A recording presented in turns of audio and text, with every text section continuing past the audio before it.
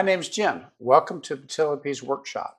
This video is going to be about how I replaced a homemade base, rolling base for my 14-inch bandsaw with a more compact one. And the problem was the original homemade one, the castors stuck out so far I was constantly banging my feet against the castors when I walked by. And that was especially a problem here in Florida because it's hot and I wear flip-flops a lot in the summer. I also used an engine hoist to do this, so I'll be showing you that as well. On with the video. A few years ago, I upgraded my table saw to a Grizzly. This is a G0899. It's kind of a hybrid table saw, semi-professional, but it can run on 110 or 220 volts, and I'm running it just at 110 so I can move it around. And I went to a lot of effort. I built a router table on one side because it's really big. The table is really long and wide. And so I built this really nice router table with a router lift in it. So that's been nice. And when I put it in, I built a wooden base for it, and I used these locking castors. And they're really nice because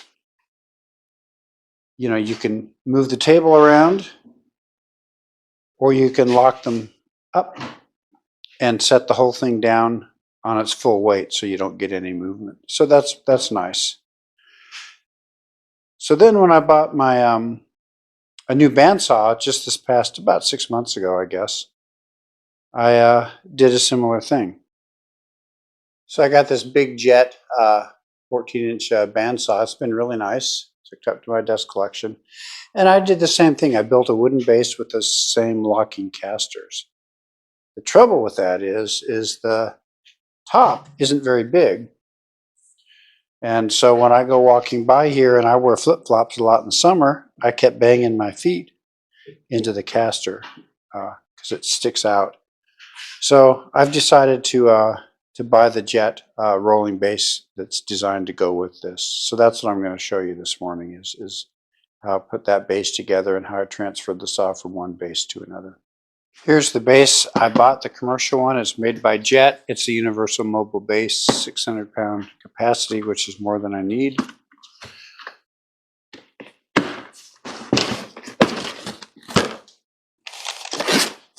Instructions. Parts.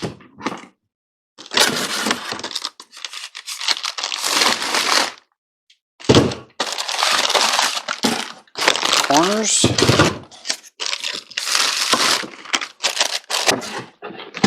Put the box aside.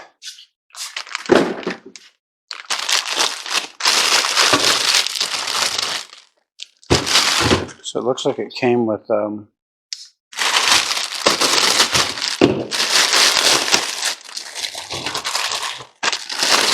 4 corners. Looks like each one has a locking wheel. It's winter now here in Florida, so I'm not wearing flip-flops as often as I was. But in the summer, my toes are always racked up by those castors on my homemade stand. So it looks pretty simple. Let's just unpack everything. I see. So the pieces just slide in, and there's holes that hold the pin. There's a pin here that screws in.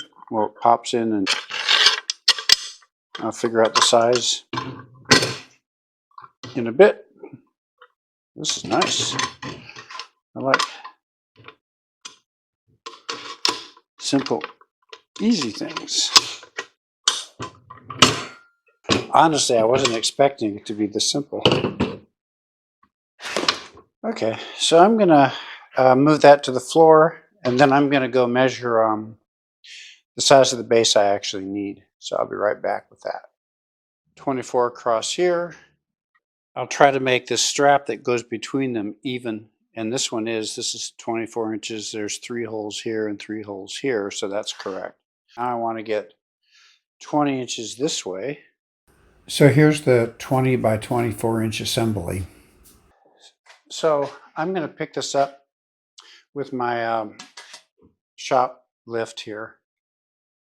If you don't have one of these and you have heavy equipment, boy, they save the day. So I'm going to try to lift it up just enough to get the base out. It's coming up. Make sure it's not top heavy. It shouldn't be. It happens. I'm going to set up a safety line from here over to there so it won't flop over. But I'd rather be overcautious than regret it.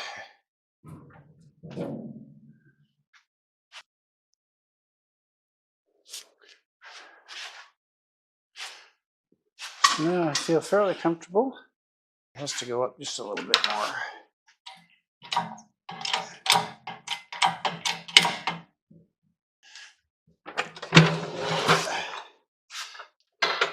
So here's my old over-engineered base. Put that aside. And the new one has castors that stick out to the side. So those are going to go in the back, and these more nice ones are going to go in the front. Now I can just lower it back down and see if I can't get it in its spot. Might be a two-person job, because I can't lower it down at the same time I'm guiding it. Just going to do a little bit at a time until I figure it out. So I think you just slide this whole thing until it hits the wall.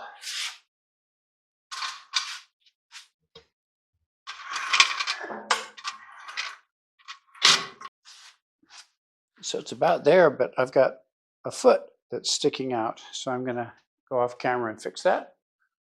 So I had to make it a little bit wider. It was supposed to be 24 inches wide, but because of those rubber feet overhanging it, I had to make it 23 inches. I think it'll still work. So now I just have to lower it back onto the new stand. A little bit higher, and I'll be able to swing it right in there.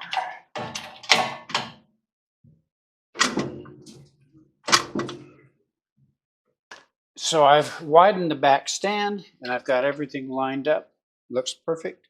Now I just have to lower it down. It should just settle right in. And there it goes. It looks right.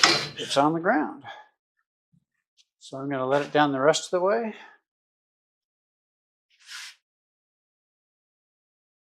So I'm going to clear this out of the way.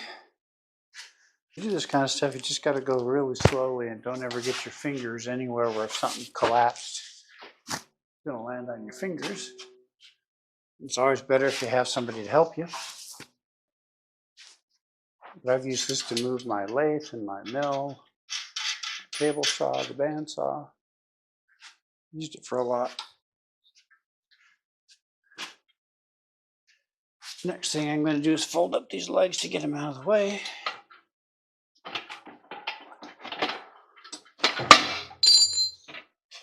This folds up to here.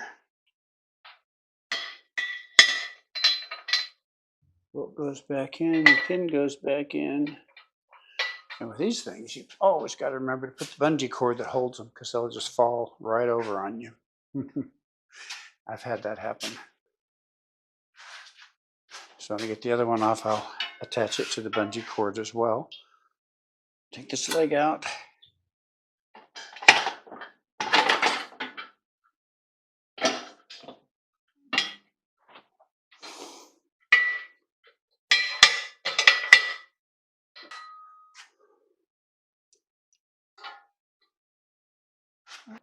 Just roll this out of sight, out of mind for a minute. This probably needs to come down. There it goes. Nice and compact. Roll it off out of the way. I can roll this back where I want it to be.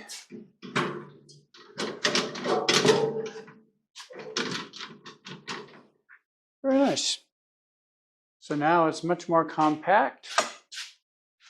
So there you can see the saw.